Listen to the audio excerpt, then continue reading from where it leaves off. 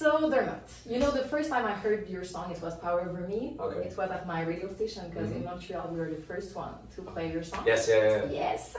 And I just think to myself, who's this guy and what's that voice? Nice one. Do you have to protect your voice? Do you have a special routine before a concert? Yeah, for sure. I definitely don't know what I'm doing yet. I'm definitely figuring it out, but I'm getting better the whole time. Because say, even tonight is like the third night in a row for us, and all the songs are really high in my register, so I have to figure out how to protect it. And I'm somewhere in between. I used to have no sort of training at all, and now I'm like learning. Yeah, because I just can't have this schedule without knowing. Because in the past, say if tonight was the third night in a row, I just wouldn't be as good as the first night. So now I can work in such a way that I can make it as good as the first night. Yeah. So a drink of whiskey or? Stuff like that, yeah. No, it does help for sure. Oh, right. Yeah, because the whole thing is trying to relax. The whole name of the game is calming down, and so it helps. Yeah, okay, for sure. Cool. Not too much. It's a balance. Right. Tonight it's gonna be sold out. Yes. Last time it was sold out too. The MTLUS. It's amazing. You are so successful right now, but everything just starts in the streets. But back in the days, if you could have a shortcut to success, would you take it? I guess it depends on what success was. I was definitely sort of so eager when I was younger that if anything showed up, I probably would have taken it. I was really desperate is the word. Because I knew I had something, I knew I had something that I wanted to share with the world, and I felt like I wasn't getting a chance, and so I probably would have taken anything. And so for that reason, I am actually glad it took a while, and I'm glad I had time to realize that signing a record deal isn't the most important thing, and to know that just building a fan base by yourself is far more valuable. And so there was times when I would have said yes, that I would just take that fast route or have a hit song or something, but now seeing it the way I do, I wouldn't.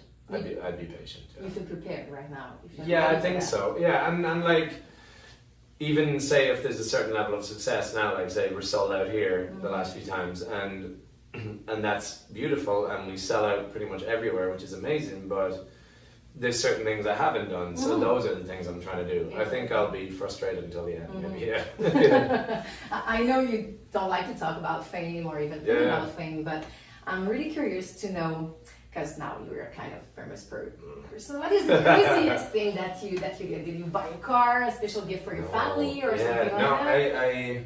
I went on holiday last year. That was my thing where I was I deserve this after this year. But no, I haven't done anything crazy yet. That's why touring is kind of crazy too, because you just live in that bubble, and you barely spend money on anything, and you don't even think about making money because you're just playing shows. But I guess you're at work the whole time, but there's no time to even do anything crazy like that. But I don't know. I would like a nice car, I cannot lie. I do like cars. Maybe when the tour's going to be maybe when I've sold out in Montreal 10 times. Okay, perfect. I want to talk about your songs, because I love the way you sing Outnumbered, and I love Rome, and all the album is pretty amazing. For those songs, Outnumbered and Rome, the inspirations, was it the same girl? Yeah, absolutely, and it's not always the same person, but it's not different romantic relationships either. I sort of draw on every relationship I've got in my life. It's it goes there's songs about how close I am to my mother and my sister, and then there are there's romantic relationships in it, and it's all just different, but it all kind of comes together in the same song. And so I think it all just comes down to love, so it all works together. But I find it hard sometimes to be that song is about this one thing, Yeah. At the beginning, was it hard to just be so vulnerable about it? No, people say that to me quite a bit, and I don't think about it at all. I don't. Maybe as more people start to listen to my music, it might become a thing in my head that I'm it might become scary to show all of myself to the world. But right now it just feels like a thing I do. You know, it doesn't. It just feels natural. I couldn't possibly go on tour for like a few years without being able to believe it every night, you know. And so if I was in the studio and I decided to play it safe so that I wasn't embarrassed or something, then it just wouldn't be as meaningful. And then I got on stage and then I'd be like, oh, this is that thing I sort of like played it safe on, and every day it would bother me. And it's probably one of the reasons, the connection with the public and you, the fans. Everyone sings your song everywhere. How do you feel about it? Yeah, it's the best. And then actually someone showed me a quote the other day from Dave Grohl where he was like, you can play to 80,000 people and 80,000 people singing your song back to you for 80,000 different reasons, because it means something to everybody and it means something different to everyone. And so it's the most beautiful thing when people are singing back your songs, but also it almost feels like their thing in a way. It feels, I don't feel separate from it, but I just feel like their story lives in that song too. So I try not to get in the way. And we can hear that you are nostalgic. Yeah, for sure. Why? You're I don't know. 28 Yeah, I like that years question. old. It's like, yeah, that's a good question.